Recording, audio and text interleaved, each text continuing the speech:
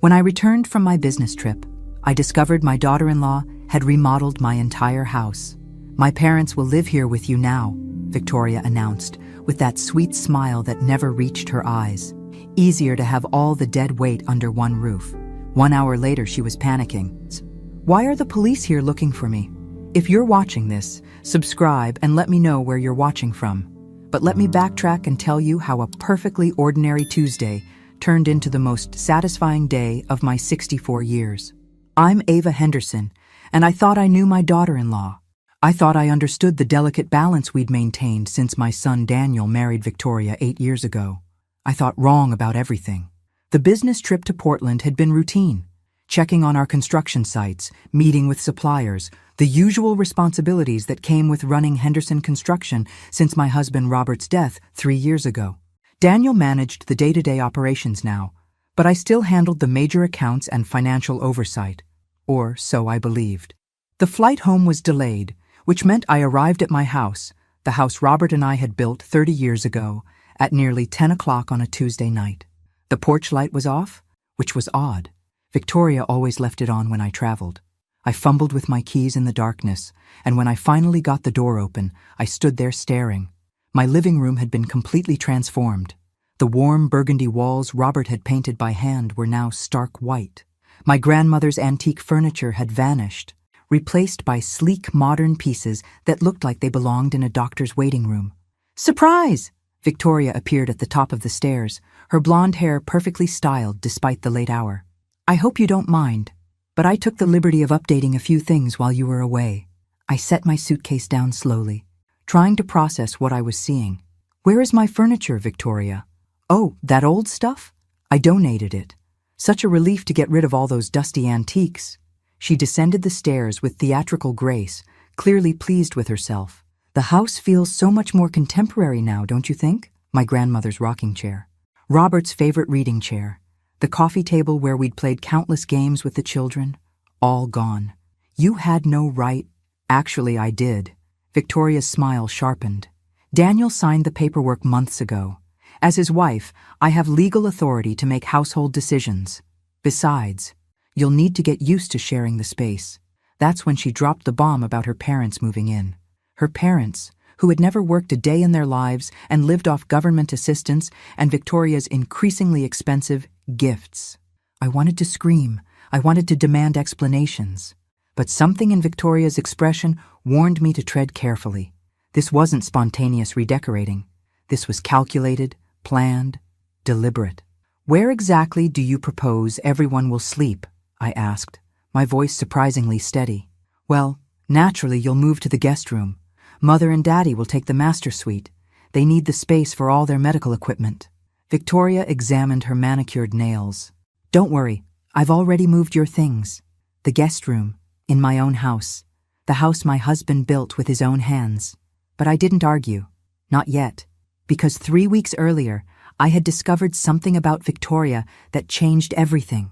Something that made this little power play seem almost quaint by comparison. You see, my daughter-in-law wasn't just rearranging furniture. She was stealing from us. Systematically, cleverly, and in amounts that would destroy our family business if discovered. And I had been keeping her secret. 3 weeks earlier, I had been working late in the office, trying to reconcile some discrepancies in our quarterly reports. Henderson Construction had been my life's work alongside Robert, and after his death, maintaining its success felt like honoring his memory. The numbers weren't adding up. Small amounts at first, a few hundred here, 1,000 there. But as I dug deeper, a pattern emerged that made my blood run cold. Victoria had access to our accounts as Daniel's wife and the company's administrative coordinator. What I discovered that night, cross-referencing invoices with bank statements by the light of my desk lamp, was a masterpiece of embezzlement. Fictitious vendor payments, inflated supply costs with the difference redirected to a separate account, even false employee bonuses that somehow never made it to the intended recipients. Over 18 months, Victoria had stolen nearly $200,000 from Henderson Construction. My first instinct was to call Daniel immediately, wake him up, drag him to the office, show him the evidence. But something stopped me. Daniel loved Victoria. Completely, blindly, devotedly. She had transformed my serious, workaholic son into a man who laughed easily, who took vacations, who seemed genuinely happy for the first time in years. Their children, my grandchildren Emma and Jake, adored their mother. If I exposed Victoria's theft, it wouldn't just destroy her. It would devastate Daniel, traumatize the children, and tear our family apart. The scandal would likely ruin our business reputation as well. So, I made a decision that I now realize was both noble and incredibly stupid. I would handle it quietly. I would confront Victoria privately, give her a chance to explain, maybe work out a repayment plan. We would keep it between us, protect the family, preserve everyone's dignity. I was so naive.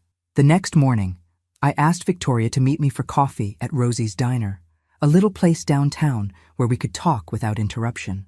She arrived 20 minutes late, which should have been my first clue about how this conversation would go. "Sorry, Ava. The children needed help with their school projects."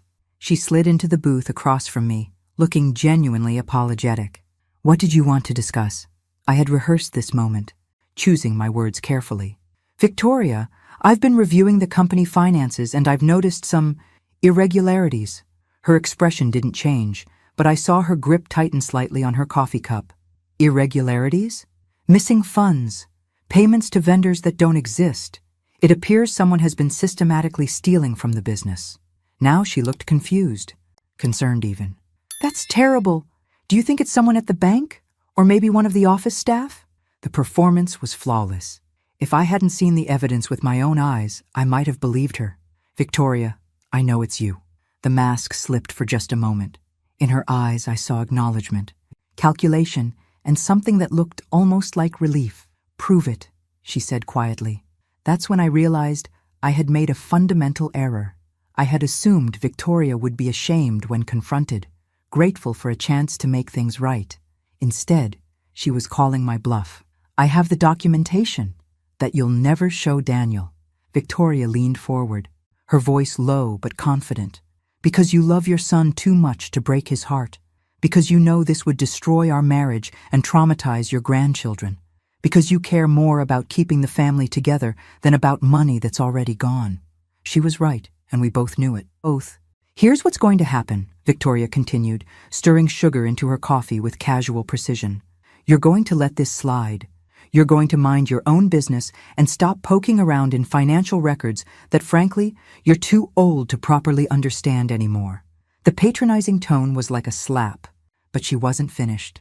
"In return, I'll be more careful going forward.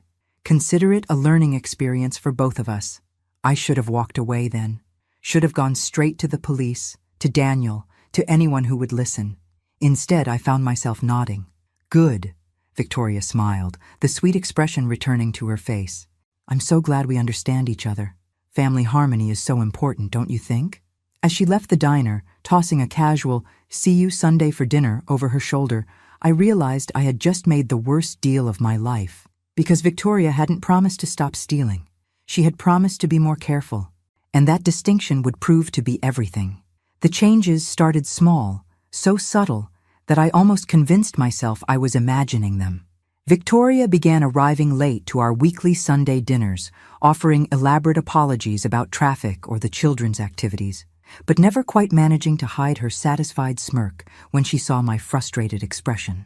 She would comment on my cooking with faint praise that somehow felt like criticism. "This roast is so traditional, Ava. I keep telling Daniel we should try more modern cuisine, but you know how he loves his comfort food." She started rearranging my kitchen every time she visited, claiming she was just trying to help when I couldn't find my own utensils. My favorite coffee mugs mysteriously disappeared, replaced by delicate china cups that felt foreign in my hands. "I thought we'd upgrade your kitchenware," she explained when I asked about my missing mugs. "These are so much more elegant for when you have company."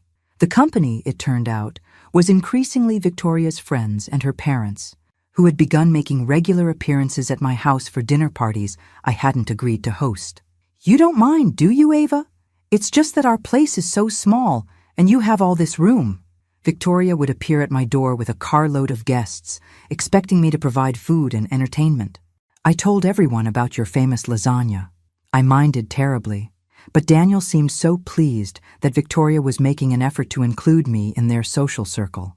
How could I explain that every gathering felt like an invasion, that I was becoming a stranger in my own home? The worst part was how Victoria managed to position herself as the generous daughter-in-law, going out of her way to spend time with poor, lonely Ava. She would loudly praise my contributions to the evening. "Ava made this dessert all by herself, isn't she wonderful?" in a tone that made me feel like an elderly relative being humored rather than the homeowner hosting the party. But it was the incident with Emma's birthday party that showed me how completely Victoria had turned the tables. Emma was turning 10, and I had been planning her party for weeks. My granddaughter and I had chosen a fairy tale theme together, and I had spent days crafting handmade decorations and baking a 3-layer princess cake. The morning of the party, Victoria arrived early with her mother, Karen, and a carload of store-bought decorations. "Change of plans," Victoria announced, not even greeting me. We decided to go with a more modern theme, pink and gold, very Instagram-worthy. They proceeded to take down my handmade decorations, replacing them with generic balloons and banners that looked like they came from a warehouse store. When I protested, Victoria's voice turned sharp. "Ava, I appreciate your efforts, but Emma is my daughter. I think I know what she prefers." Emma stood in the doorway watching this exchange, her face fallen. She had been so excited about the fairy tale decorations we had made together. "But Grandma and I worked really hard on the fairies," Emma said in a small voice. "Oh, sweetheart," Victoria's tone instantly became sugary. "Grandma means well, but sometimes grown-ups have different ideas about what looks nice. Don't worry, this will be much prettier." The dismissal was complete. My granddaughter's disappointment, my hours of work, my role in her celebration, all swept aside with casual cruelty. But the real blow came when the other parents arrived for the party. "Victoria, this looks amazing," one mother exclaimed. "You're so creative with parties." "Thank you. I stayed up all night putting this together." Victoria accepted the praise graciously, not mentioning my contributions at all. "I just want Emma to have the best." I watched from the kitchen as Victoria played the perfect hostess, serving the cake I had baked while accepting compliments for the party she had hijacked. The other parents praised her organization, her attention to detail, her dedication to making her daughter's day special. Not one person acknowledged that this was my house, my kitchen, my cake. That evening, after everyone had gone home and I was cleaning up the remnants of the party I had been erased from, Daniel found me scraping frosting off plates. "Great party, Mom. Victoria really outdid herself." I looked at my son, this man I had raised to be honest and fair, and realized he genuinely didn't see what had happened. In his eyes, his wife had graciously organized a party in my home, and I had been lucky to help. "Daniel," I said carefully, "don't you think Victoria should have discussed the decoration changes with me first?" He looked puzzled. "Why? It's Emma's party. Victoria knows what she likes." But Emma and I had planned. "Mom, I think you're making this more complicated than it needs to be." Daniel's voice held that patient tone people use with elderly relatives who don't quite understand modern ways.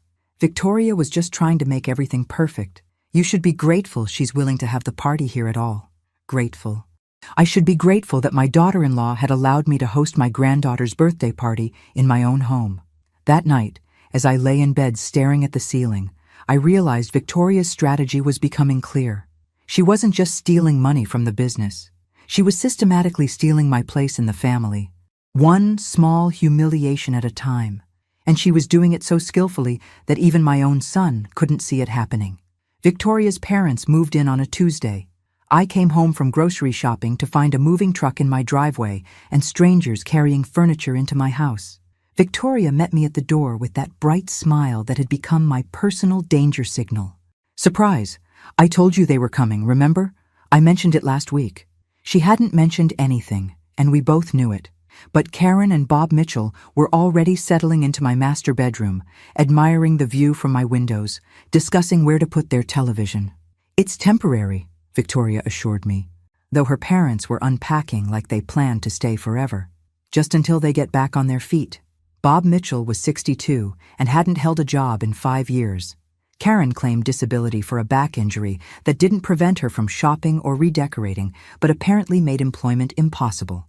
Together, they lived off government assistance and whatever money Victoria could funnel their way, money that, I now realized, came directly from our company accounts.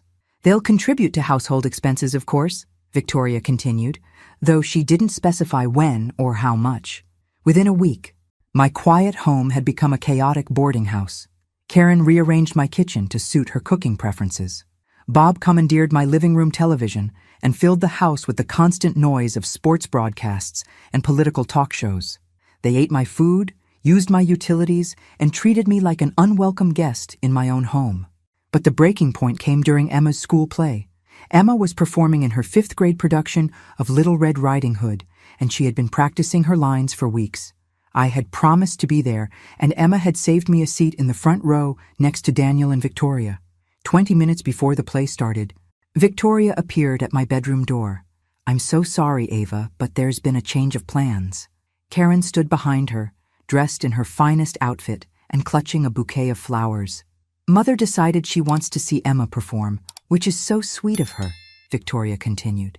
"But there's only room for 3 adults in the front row, and since she is Emma's grandmother, the implication hung in the air. Karen was family. I was just someone who happened to live in the house. Emma saved me a seat," I said quietly. "Oh, she'll understand. She's such a mature child." Victoria's tone was dismissive. "Besides, you'll have other opportunities to see her perform." I watched through my bedroom window as they drove away in my son's car, leaving me behind like forgotten luggage.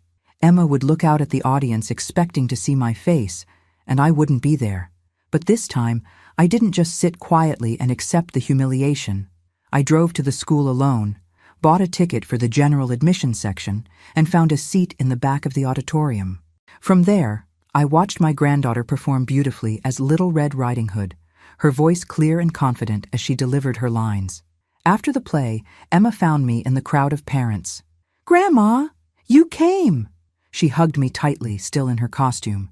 "Did you see my part with the wolf? You were magnificent." "Sweetheart, the best Little Red Riding Hood I've ever seen." "But why were you sitting back there? I saved you a seat in front."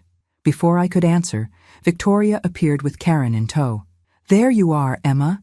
Come take pictures with Grandmother Karen." Victoria's voice was sharp. "She came all this way to see you perform." Emma looked confused, glancing between me and Karen. "But Grandma Ava is here too. Can she be in the pictures?" "Of course," Victoria said with that fake smile. "Maybe Grandma Ava could take the pictures for us?" And just like that, I was relegated from family to photographer, capturing moments I should have been part of, holding memories I was excluded from creating. That night, lying in the guest room that had become my permanent residence, I made a decision that felt both inevitable and terrifying. I was done protecting Victoria.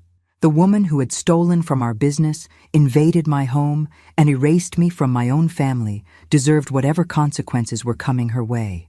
The only question was how to deliver them in a way that would expose her true nature without destroying my son and grandchildren in the process. But first, I needed to understand exactly how deep Victoria's deception went. Because if she was bold enough to steal my place in the family, I had a feeling the financial theft was far from over. The next morning, I called in sick to work and drove to the office during lunch when I knew Victoria would be at home. It was time to do some serious digging in our financial records. What I discovered made the initial theft look like pocket change. Victoria had been busier than I imagined. Sitting alone in the office that afternoon, surrounded by spreadsheets and bank statements, I uncovered a web of financial fraud that took my breath away. The $200,000 I had initially discovered was just the beginning. She had created an entirely fictitious construction project, a luxury home renovation that existed only on paper but generated very real invoices and payments. For 8 months, Henderson Construction had been paying for materials, labor, and permits for a house that didn't exist, sending checks to a shell company that led directly back to an account Victoria controlled. The sophistication of it was almost admirable. She had forged Daniel's signature on contracts, created false documentation that would fool any casual inspection, and even generated fake progress reports complete with photographs she had stolen from other construction projects online. The total amount was staggering, $437,000. But what made my hands shake as I printed the evidence wasn't just the money. It was the timeline. Victoria's most brazen thefts had occurred in the past 3 months, the same period when she had escalated her campaign to push me out of my own home. She wasn't just getting bolder because she thought she could get away with it. She was stealing faster because she was planning something big, something that required a significant amount of cash and my complete absence from family financial decisions. I was studying a particularly damning series of forged invoices when I heard footsteps in the hallway. My heart stopped. The office was supposed to be empty, but someone was walking toward the accounting department with purposeful steps. I quickly shoved the papers into a folder and slipped it under a stack of legitimate files just as Victoria appeared in the doorway. "Ava, what a surprise!" Her tone was light, but her eyes were calculating. "Daniel said you were sick today." "Just a headache." I thought some quiet time in the office might help. I tried to match her casual tone, though my pulse was racing. "What brings you here?" "Oh, I forgot some files this morning. You know how scattered I get." She moved into the room with the confidence of someone who belonged there, but I noticed her gaze sweep across my desk, taking inventory of what I had been looking at. "Feeling better?" "I hope." Victoria perched on the edge of Daniel's desk, making it clear that she considered herself more entitled to this space than I was. "Much, thank you." I stood to leave, the folder containing her crimes tucked casually under my arm with other paperwork. "I should head home and rest." "Good idea. Mother is making her famous pot roast tonight. She's so excited to cook for the family." The casual mention of Mother making dinner in my kitchen with my groceries was another small knife thrust, but I just smiled and headed for the door. "Oh, Ava?" Victoria's voice stopped me. "What were you working on? Maybe I can help finish it tomorrow." "Just reconciling some vendor payments. Nothing urgent." "Which vendors?" "I handle most of that paperwork now." The question was too pointed, too interested. Victoria suspected something. "Various ones. I'll leave you a note if I need anything completed." I made it to my car before my hands started shaking. Victoria had caught me investigating her theft, and while I had managed to extract the evidence without being discovered, she knew something had shifted between us. That evening at dinner, I watched Victoria perform her role as the devoted daughter-in-law with new eyes. She complimented Karen's pot roast effusively, helped Jake with his homework, and chatted with Daniel about his day with the warm attention of a loving wife. But periodically, her gaze would flick to me, and I saw something cold and calculating there. She was evaluating, planning, deciding how much of a threat I posed. After dinner, as I washed dishes that Karen had promised to clean but somehow never got around to, Victoria appeared beside me with a dish towel. "Let me help," she said, taking a plate from my hands. "You look tired." We worked in silence for a moment, the kitchen filled with the sounds of Bob's television and the children's laughter from the living room. "You know, Ava," Victoria said suddenly, "I've been thinking about what you said a few weeks ago, about the business finances." My hand stilled on the glass I was washing. "I realize I may have been defensive. Money matters can be so stressful, especially for someone your age." The patronizing tone was back, but underneath it was something sharper. "Maybe you should consider stepping back from the financial oversight. Focus on enjoying your grandchildren while you can." "I'm perfectly capable of managing the accounts, Victoria." "Of course you are, but Daniel's been saying how much you've been struggling lately. The confusion about Emma's party decorations, forgetting our conversations about Mother and Daddy moving in." She was rewriting history, creating a narrative where my protests were actually signs of mental decline. "I didn't forget anything, Victoria. You never mentioned—" "It's okay," she interrupted gently, her voice carrying just enough volume that Daniel, passing through the kitchen for a beer, could hear. "Memory issues are completely normal at your age, nothing to be ashamed of."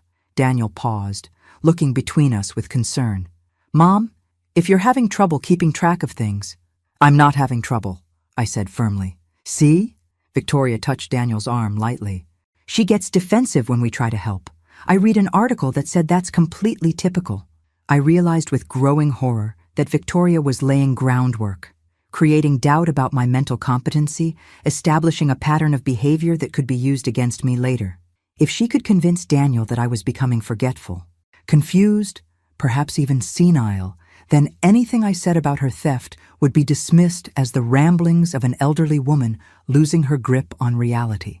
That night, hidden in my bedroom with the door locked, I spread Victoria's stolen financial documents across my bed and began photographing each page with my phone. If she was planning to discredit me, I needed evidence that couldn't be dismissed or explained away. But as I worked, a chilling thought occurred to me. Victoria wasn't just planning to steal more money.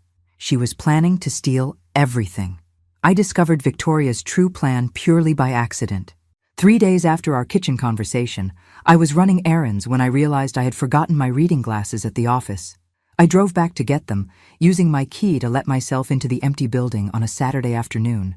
That's when I heard Victoria's voice coming from Daniel's office, speaking in low, urgent tones on the phone.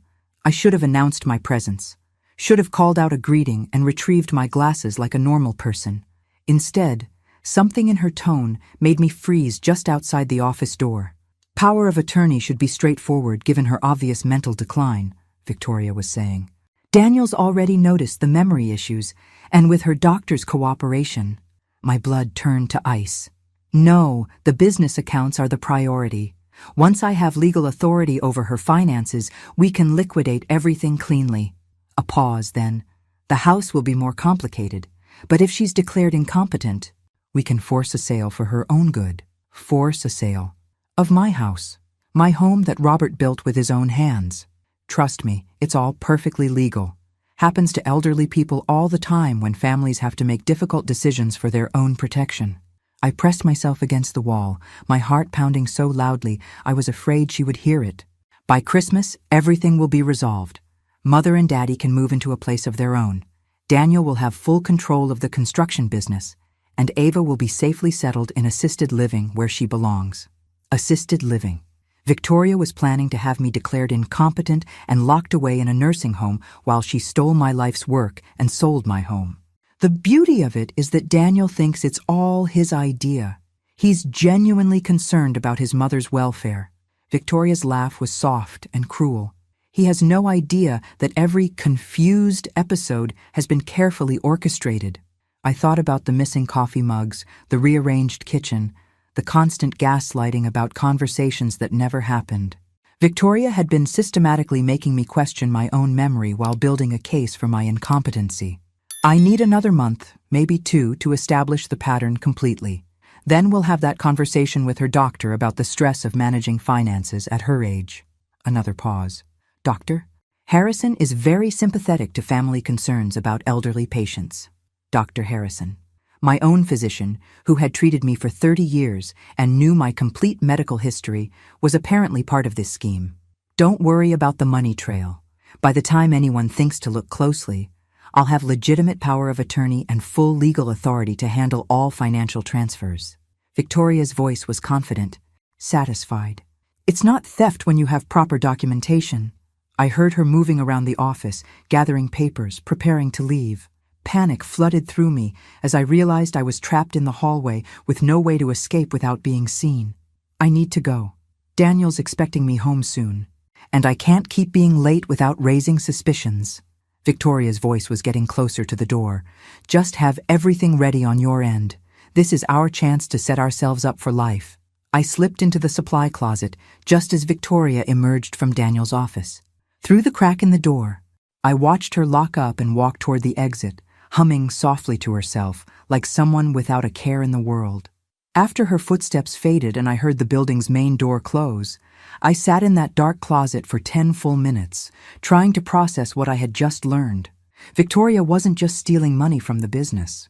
She was orchestrating the complete destruction of my life, with my own son's unwitting cooperation and my doctor's professional assistance. By Christmas, I would be in a nursing home, stripped of my assets, my autonomy, and my family. Victoria would control everything. The business Robert and I had built, the house we had called home, even my relationship with my grandchildren. And the most diabolical part was that everyone would see it as a sad but necessary decision made by loving family members who only wanted what was best for poor, confused Ava. When I finally emerged from the supply closet, I wasn't the same woman who had entered it. I had spent months protecting Victoria to preserve family harmony. I had endured humiliation after humiliation rather than expose her crimes and hurt my son. But Victoria had made a fatal miscalculation. She had assumed I would go quietly. that I would accept her version of reality and disappear gracefully into whatever institutional corner she had planned for me. She was about to discover just how wrong she was. Because if Victoria wanted to play chess with my life, I was ready to show her what happens when you underestimate a woman who has absolutely nothing left to lose. The real game was just beginning. I spent Sunday morning at the public library, researching financial fraud laws and elder abuse statutes on their computer. Amazing how much you can learn when you're properly motivated. Detective Sarah Chen at the Economic Crimes Division was surprisingly easy to reach on a Monday morning. I had expected bureaucracy and red tape. Instead, I got a competent professional who listened carefully as I explained my situation. "Mrs. Henderson, what you're describing is a textbook case of financial exploitation," Detective Chen said. "Do you have documentation?" "Extensive documentation, bank records, forged contracts, fake invoices, everything. I'd like to see those as soon as possible. Can you come in this afternoon?" 3 hours later, I sat in Detective Chen's office watching her review the evidence I had compiled. Her expression grew increasingly grave as she studied Victoria's handiwork. "This is sophisticated," she admitted. "Your daughter-in-law has real skill at this. The shell company, the forged signatures, the fake construction project. She's done this before." "Before?" I'd bet money on it. "Nobody starts with fraud this complex." Detective Chen leaned back in her chair. "We'll need to verify these documents, interview witnesses, build a solid case. That takes time." "How much time?" 6 weeks minimum, possibly longer if she's been careful about covering her tracks. 6 weeks. Victoria's timeline had her filing for power of attorney within a month. "Detective, she's planning to have me declared incompetent. She has my doctor involved, and she's convinced my son that I'm losing my memory." Detective Chen's expression hardened. "That changes things. Elder abuse cases get priority, especially when there's active psychological manipulation involved." She picked up her phone. "Let me make some calls." By Wednesday, Detective Chen had assembled a team that included a financial crimes specialist, an elder abuse investigator, and a prosecutor from the district attorney's office who specialized in family fraud cases. But the most important addition to our team was someone I had never expected: my own doctor. Dr. Harrison sat across from me in his office Thursday afternoon, his face flushed with embarrassment and anger. "Ava, I owe you a tremendous apology. Victoria approached me 6 weeks ago, claiming to be concerned about your mental health. She described episodes of confusion, memory loss, difficulty managing your finances, none of which were true. I realize that now. She was very convincing, very concerned, and she had specific examples." Dr. Harrison shook his head ruefully. "She played perfectly into my biases about elderly patients and concerned family members." "What did she ask you to do?" "She wanted me to evaluate your cognitive function and potentially recommend a mental health assessment. She suggested that if you were struggling with memory issues, it might be kinder for the family to take over your financial responsibilities." The manipulation was breathtaking in its thoroughness. "She even brought me articles about elderly financial abuse," Dr. Harrison continued, claiming she was worried that someone might be taking advantage of your confusion. "The irony is sickening. Will you help us?" "Absolutely. I've already contacted Detective Chen and provided a statement about Victoria's attempts to manipulate medical professionals. What she did isn't just fraud. It's a violation of the sacred trust between families and their physicians." Friday morning brought the call I had been waiting for. "Mrs. Henderson, this is Detective Chen. We're ready to move forward. Can you be available Monday morning around 10? "For what?" "To watch your daughter-in-law get arrested." The satisfaction in Detective Chen's voice was unprofessional and absolutely perfect. But first, I had one more chess piece to position. That afternoon, I called Daniel and asked him to meet me for coffee. Just the two of us, away from Victoria's influence and her parents' constant presence in my house. "Mom, you sounded strange on the phone. Is everything okay?" My son looked genuinely concerned, which made what I was about to do even more difficult. But Daniel deserved to hear the truth from me before he heard it from the police. "Daniel, I need to tell you something about Victoria, something that's going to be very hard to hear." His expression immediately became defensive, the way it always did when anyone criticized his wife. "Mom, if this is about the house renovations or her parents moving in, Victoria has been stealing from the company. Large amounts of money, over an extended period. Daniel stared at me like I had spoken in a foreign language. That's impossible. Victoria doesn't even have access to... He stopped, realization dawning. She handles administrative tasks, but she wouldn't... I have proof, Daniel. Bank records, forged contracts, documentation of nearly $500,000 in theft. The color drained from my son's face. That can't be true. I reached into my purse and pulled out a folder containing copies of the most damning evidence. I wish it weren't. For 20 minutes, Daniel reviewed the paperwork while I watched his world crumble.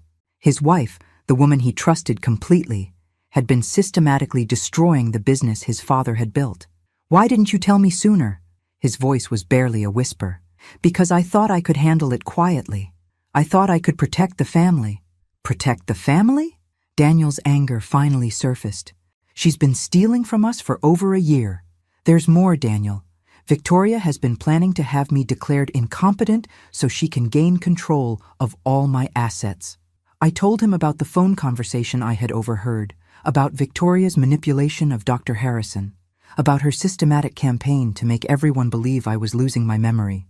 By the time I finished, Daniel was gripping the edge of the table so hard his knuckles had turned white. The police are going to arrest her Monday morning, I said gently. I thought you should know. Daniel looked up at me with eyes full of pain and betrayal. What about Emma and Jake? What happens to them? They'll stay with you. Of course. You're their father. I don't know how to explain this to them. How do I tell my children that their mother is a criminal? I reached across the table and took his hand.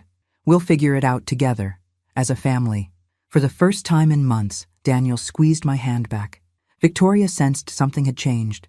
Over the weekend, she watched me with increasing suspicion, clearly trying to figure out what was different.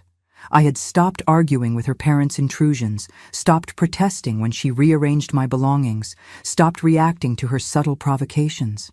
You seem unusually calm lately, she observed Sunday evening as we cleaned up after dinner. Have you been taking something for your anxiety? I'm just trying to go with the flow, I replied mildly. You were right about picking my battles more carefully. Victoria's smile was sharp with satisfaction. She thought she had finally broken me into submission. I'm so glad to hear that. It's important for elderly people to accept help gracefully rather than fighting every change. If only she knew how gracefully I was about to accept the help of the police department. Monday morning arrived crisp and clear. I dressed carefully in my best navy suit, the one Robert had always said made me look formidable in business meetings. Today felt like the most important meeting of my life. Detective Chen had given me specific instructions. I was to behave normally, follow my usual morning routine, and be ready to provide access to Henderson Construction's offices when the arrest team arrived. I was sitting at my kitchen table, pretending to read the newspaper while actually listening for the sound of cars in my driveway, when Victoria appeared in her silk robe. "You're up early," she said, moving toward the coffee maker with casual grace. Couldn't sleep, thought I'd get an early start at the office. Victoria poured herself coffee and leaned against the counter, studying my face. "You know, Ava, I've been thinking about our conversation last week, about you stepping back from the financial responsibilities." "Oh?" Daniel agrees that it might be best for everyone. "Less stress for you, more time to focus on the grandchildren." Victoria's voice was honey-sweet, but her eyes were calculating. We could start the transition this week. The transition to Victoria having complete control over the business accounts, she meant. "That's very thoughtful, dear." Victoria blinked, clearly surprised by my easy agreement. She had been prepared for an argument, not cooperation. "So you're open to the idea? At my age, I should be enjoying retirement, not worrying about quarterly reports." I folded the newspaper with deliberate care. "When did you have in mind?" "Well, if you're sure, we could meet with the accountant tomorrow and begin transferring signatory authority." Tomorrow. Victoria was moving faster than Detective Chen had anticipated. "That sounds perfect," I said, standing and reaching for my purse. "I should head to the office now." "Actually, Ava, why don't you take the day off? I can handle whatever needs to be done." Victoria stepping in to manage the office on the day she expected to gain control of our accounts. How convenient. "If you insist," I said agreeably. "I'll just run some errands then." I was backing out of the driveway when I saw the unmarked police cars turning onto my street. Perfect timing. I drove to the grocery store and spent 45 minutes shopping for items I didn't need, giving Detective Chen and her team time to work. When my phone finally rang, I was examining tomatoes with the focus of a produce expert. "Mrs. Henderson? This is Detective Chen. We have Mrs. Victoria Henderson in custody." 3 simple words that represented justice, vindication, and the end of months of psychological warfare. How did she react? About as you'd expect. She's demanding a lawyer and insisting this is all a misunderstanding caused by your mental confusion. Of course she was. Her parents, also in custody. Turns out Mr. and Mrs. Mitchell have outstanding warrants in 2 other states for similar fraud schemes. Your daughter-in-law learned from the best. I felt a wild urge to laugh. Victoria's parents weren't innocent victims of their daughter's generosity. They were career criminals who had trained her in the family business. What happens now? Arraignment this afternoon. With the amount of money involved and the elder abuse charges, I doubt she'll be granted bail. Detective Chen paused. "Mrs. Henderson, you should know that when we searched her belongings, we found documents indicating she was planning to file guardianship papers this week. This week. If I had waited any longer, Victoria would have succeeded in having me declared incompetent and stripped of my legal rights. Thank you, Detective, for everything. Just doing my job. Though I have to say, it's nice when the good guys win." I drove home to find my house transformed once again, but this time in a way that filled me with profound relief. Police vehicles were gone, but Daniel's truck sat in the driveway.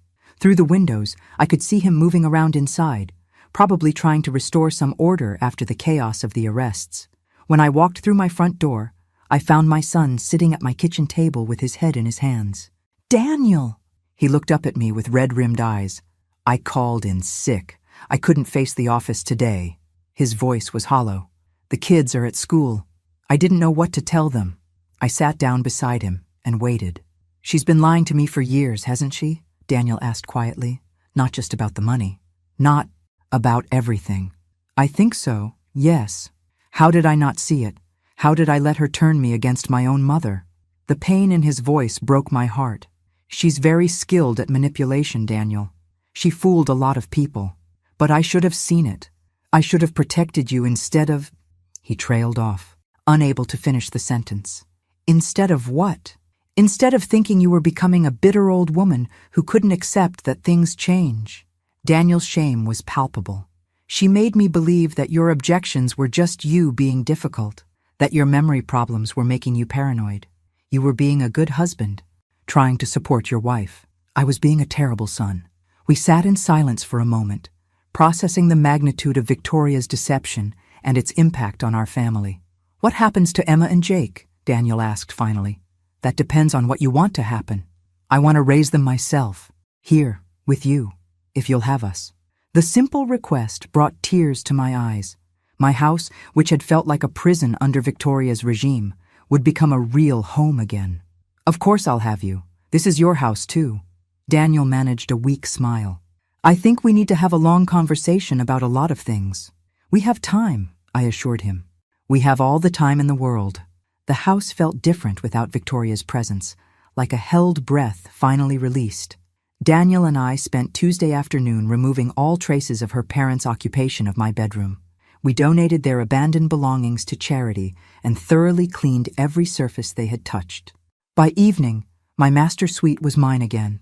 "I forgot how peaceful this room could be," I said, standing at the windows that overlooked Robert's garden. "I'm sorry we let them take it from you," Daniel said quietly. "I'm sorry I let them take anything from you." The children's return from school was the conversation I had been dreading most. Emma and Jake bounded through the front door with their usual after-school energy, calling for their mother. When they found only Daniel and me waiting in the living room, their faces showed immediate confusion. "Where's Mom?" Emma asked, dropping her backpack by the door. Daniel had rehearsed this moment, but I could see the words still weren't easy. "Mom won't be coming home for a while," he said gently, pulling both children close to him on the couch. "She made some mistakes with money that weren't legal, and she has to answer for those mistakes." "What kind of mistakes?" Jake asked with the direct curiosity of a 7-year-old. "She took money that didn't belong to her." Emma, at 10, understood the implications more quickly. "She stole money?" "Yes." "From who?" Daniel glanced at me, and I nodded encouragingly. The children deserved honesty, even if it was painful. From our family business. From Grandma. Emma's face went through a series of expressions. Confusion, disbelief, anger, and finally a kind of resigned sadness that was heartbreaking to witness in a child. Is that why she was always mean to Grandma? Mean. Such a simple word that captured so much truth. Your mother wasn't mean, Daniel said carefully, but she was doing things that hurt Grandma, and that wasn't okay. Where is she now? Jake asked. In jail. The stark honesty of it hung in the air. Emma began crying quietly, not the dramatic sobs of a child, but the restrained tears of someone trying to be brave. Hey, I said, moving to sit beside her on the couch. This isn't your fault. Sweetheart, none of this is your fault. But what if people at school find out? Emma whispered. What if they say mean things about Mom? Then you tell them that your mother made a mistake, but that doesn't change who you are, I said firmly. You and Jake are good, smart, kind children, and nothing your mother did changes that. Will we still live here with you? Grandma? Jake asked. If you want to. This is your home for as long as you need it to be. Over the following days, we began establishing new routines.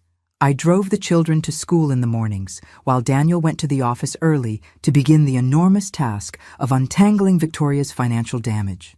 We had family dinners at my kitchen table without the television blaring or adult conversation dominated by complaints about government assistance and other people's good fortune. The children adapted with remarkable resilience. Emma helped me cook dinner each evening, asking questions about recipes and techniques with genuine interest. Jake discovered Robert's old woodworking tools in the garage and begged me to teach him how to use them safely.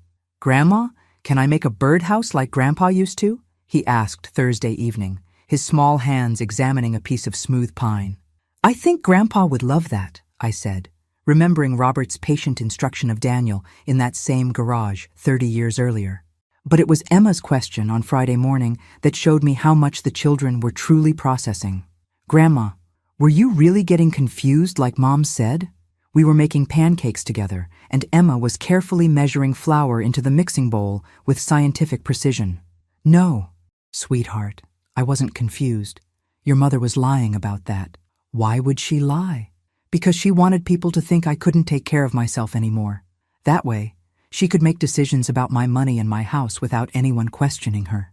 Emma considered this while cracking eggs with unusual care. That's really mean. Yes, it was. I'm sorry she was mean to you. The simple apology from my granddaughter hit me harder than months of Victoria's psychological warfare. Children have a clarity about right and wrong that adults often lose in the complexity of relationships and social expectations. Thank you, Emma. That means a lot to me. Are you glad she's gone?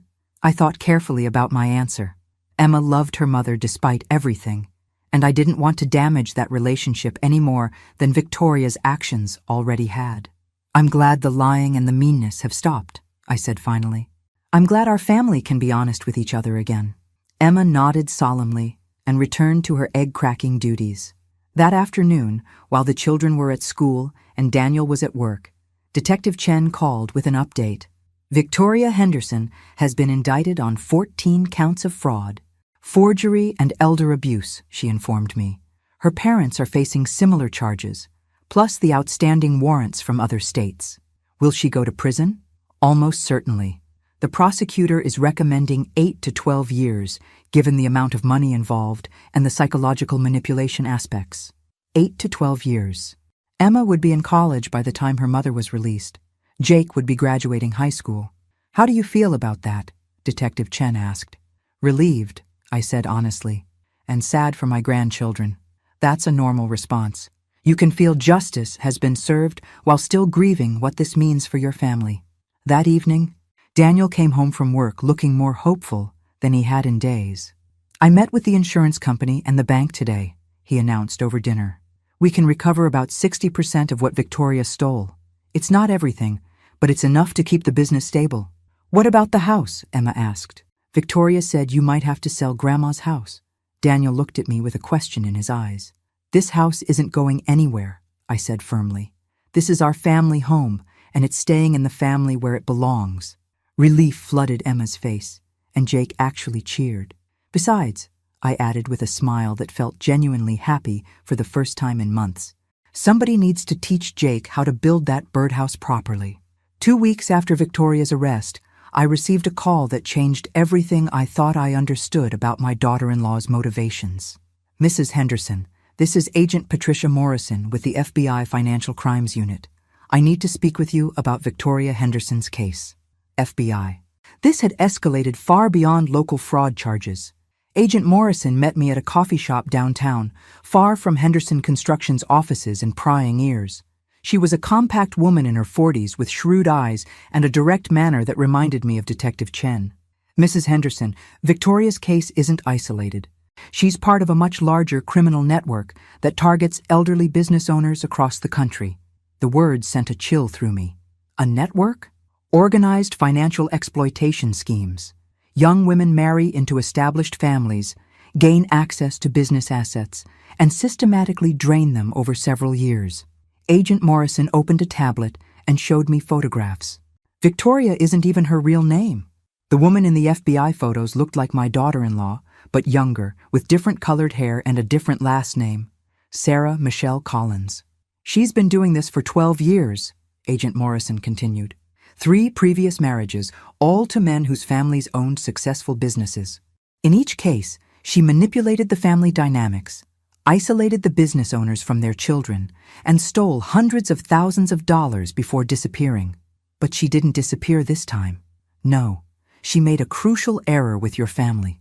Agent Morrison pulled up another document on her tablet, a detailed psychological profile that made my skin crawl. Victoria's previous targets were all widowed men with grown children who lived far away. She would marry the target, gradually gain control of his assets, then either wait for him to die naturally or arrange accidents. Arrange accidents? Her second husband died in a suspicious car crash 6 months after signing over power of attorney. Her third husband suffered a fatal fall down the stairs of his own home. Agent Morrison's expression was grim. Both deaths were investigated, but there wasn't enough evidence to prove foul play. The implication hit me like a physical blow. She was planning to kill me. We believe so, yes. The assisted living facility story was probably just a backup plan. Once she had power of attorney, you would have become a liability. I thought about Victoria's careful escalation of her campaign against me, her systematic destruction of my credibility, her timeline of gaining legal control over my assets by Christmas. Why didn't she just continue with her usual pattern? Why target our family when Daniel has children? Because Henderson Construction is worth significantly more than her previous targets. We estimate your family's total assets at nearly $2 million. Agent Morrison closed the tablet. Victoria got greedy. She broke her own pattern because the payoff was too big to resist. What happens now? Victoria's facing federal charges in addition to the state charges. Interstate fraud, racketeering, conspiracy. She's looking at 25 years to life without the possibility of parole. 25 years to life. Victoria would likely die in prison. There's something else, Mrs. Henderson. We need your help. Agent Morrison explained that Victoria was the key to unraveling the entire criminal network. Other families had lost everything to similar schemes, and some had never discovered they were victims of organized crime rather than simple family greed. We'd like you to testify before a grand jury about Victoria's methods. Your case is the most thoroughly documented example we have of how these schemes operate. Of course, that evening, I called Daniel to explain what I had learned. The silence on the other end of the phone lasted so long, I thought the call had been dropped. Dad? Emma's voice came through the phone. Daniel, are you there? I'm here. His voice sounded hollow. I married a serial killer, Mom. You married a woman who lied about everything, including who she was. You couldn't have known. I brought her into our home. I led her around my children. I chose her over my own mother when she was planning to murder you. The pain in his voice was unbearable. Daniel, listen to me. Victoria fooled federal investigators for 12 years. She fooled 3 other families completely. She fooled police departments and coroners and insurance companies. I took a deep breath. You were a victim too. But Emma and Jake are safe. They're loved. They're going to grow up knowing their real family cares about them more than money or appearances or anything else in the world. When Daniel came home that night, he was carrying a bottle of Robert's favorite whiskey and wearing the expression of a man who had aged several years in one day. "How do I explain this to them?" he asked, settling into Robert's old chair in the living room. "How do I tell my children that their mother is a professional criminal who might have killed their grandmother?" "You don't." "Not yet. Maybe not ever." I poured us each a small glass of whiskey. "They know their mother did something wrong with money. That's enough for now. They're going to have questions as they get older, and we'll answer them honestly, age-appropriately, when the time comes." I raised my glass. "To Robert. He would be proud of how we handled this." Daniel managed a weak smile. "He always said you were tougher than you looked." He had no idea. We drank in companionable silence, listening to the sound of Emma and Jake giggling in their bedrooms as they got ready for bed. Normal sounds. Family sounds. Safe sounds.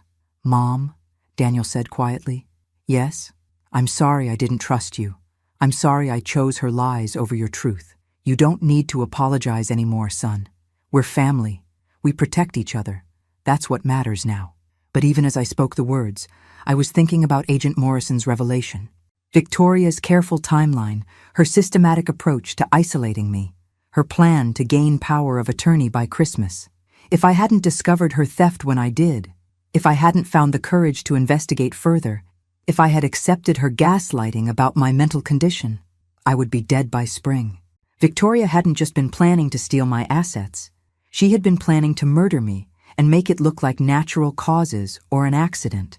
The woman my son had loved, who had lived in my house and eaten at my table and helped my grandchildren with their homework, was a predator who had been calculating the best moment to end my life. That night, lying in my own bed in my own room, I felt something I hadn't experienced during this entire ordeal. Genuine fear. Not fear of Victoria, she would never hurt anyone again, but fear of how close she had come to succeeding. How many other families were out there right now, unaware that their loved one's new spouse was actually a professional killer sizing them up for murder? The grand jury testimony took place on a cold morning in November, exactly 1 month after Victoria's arrest. I wore my navy suit again, my armor for important occasions, and carried a folder containing every document, photograph, and piece of evidence I had compiled during Victoria's campaign against me. Agent Morrison introduced me to the prosecutor, a sharp-eyed woman named Janet Walsh who specialized in organized crime cases. "Mrs. Henderson, your testimony is crucial to this case," Janet explained. "Victoria Henderson represents the most sophisticated financial predator we've encountered. Your detailed documentation of her methods will help us protect other families and put away her entire network." The grand jury room was more intimidating than I had expected.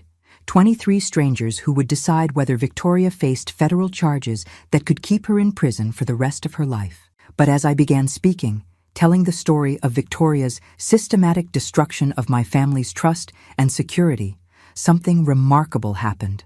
My voice grew stronger, my resolve clearer. I wasn't just testifying about financial fraud. I was speaking for every elderly person who had been dismissed, manipulated, or targeted by someone who saw their accumulated wealth as easy prey. "Victoria Henderson didn't just steal money," I said, looking directly at the jury foreman. "She stole my identity within my own family. She convinced my son that I was becoming mentally incompetent while secretly planning to murder me once she gained control of my assets." The room was completely silent. She turned my own home into a prison where I was treated as an unwelcome guest. She erased me from family photographs and celebrations. She systematically destroyed my relationship with my son while positioning herself as the devoted daughter-in-law who was generously caring for a difficult elderly relative. I pulled out the folder of evidence. Bank records, forged contracts, photographs of my redecorated house, recordings of conversations with Dr. Harrison and Detective Chen. But Victoria made one crucial mistake. She underestimated the woman she was trying to destroy. 2 hours later, I emerged from the federal building feeling lighter than I had in months. Agent Morrison walked beside me to the parking garage. "The grand jury will almost certainly return an indictment," she said. "Your testimony was exactly what we needed. What happens to her previous victims? That's the best part. Based on your evidence and Victoria's methods, we're reopening investigations into all the suspicious deaths connected to her previous marriages. If we can prove she murdered those men, Their families may finally get justice. Justice. Such a simple word that represented so much healing. 3 months later, I stood in my kitchen preparing Easter dinner for my family, the real family that had emerged from the wreckage of Victoria's deception. Daniel was teaching Jake how to carve the ham, patiently guiding small hands with the sharp knife while explaining the importance of cutting against the grain. Emma was setting the table with my grandmother's china, the pieces Victoria had tried to replace with sterile modern plates. "Grandma, how many people are coming?" Emma asked, carefully arranging the silverware. "Just us," I said, watching her face light up with satisfaction. "Good. I like it better when it's just family." Family. Not the performance of family obligations or the manipulation of family guilt, but the genuine connection between people who chose to love and protect each other. Daniel appeared at my elbow with a glass of wine. "The ham's ready. Jake did an excellent job with the carving. He had a good teacher. I learned from the best." Daniel's smile was warm and genuine, free from the tension that had shadowed his face during his marriage to Victoria. "Mom, I have something to tell you." I set down my serving spoon, immediately alert to his serious tone. The insurance settlement came through. Full recovery of the stolen funds, plus damages for the emotional distress Victoria caused. Daniel reached into his pocket and pulled out an envelope. "This is your share. Daniel, the money belongs to the business. The business belongs to both of us. And after what you went through to save it, you've earned every penny." He pressed the envelope into my hands. "Besides, I have plans that require your financial independence." "Plans?" "I want to expand Henderson Construction, open a second location, maybe specialize in custom homes for retirees." Daniel's enthusiasm was infectious. "But I need a business partner I can trust completely. Someone with experience, wisdom, and a proven ability to spot trouble before it destroys everything we've worked for. A business partnership, equal footing, mutual respect, shared decision-making." "Are you offering me a job, son?" "I'm offering you exactly what Dad would want, a chance to build something lasting together." That evening, after the dishes were cleaned and the children were in bed, Daniel and I sat on the back porch watching the sunset paint Robert's garden in shades of gold and amber. "Do you think about her?" Daniel asked quietly. "Victoria, sometimes? Do you hate her?" I considered the question seriously. Hate was such a strong emotion, and it required so much energy to maintain. "I hate what she did to our family. I hate that she hurt you and the children. I hate that she saw me as disposable." I sipped my wine thoughtfully. "But hating Victoria herself? That would give her more power over me than she deserves. I think I still love her, and I hate that about myself." "Daniel, you loved the woman you thought she was. That woman never actually existed, but your love was real. How do I explain that to Emma and Jake when they're older?"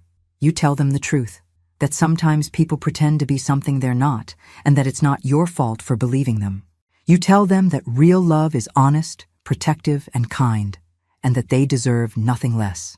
6 months later, Victoria Henderson, whose real name we learned was Sarah Michelle Collins, was sentenced to life in prison without the possibility of parole for racketeering, murder, and organized criminal enterprise. I didn't attend the sentencing. I was too busy helping Emma plant flowers in Robert's garden and teaching Jake how to build a proper birdhouse with dovetail joints that would last for decades. The house that Victoria had tried to steal became fuller and happier than it had been since Robert's death.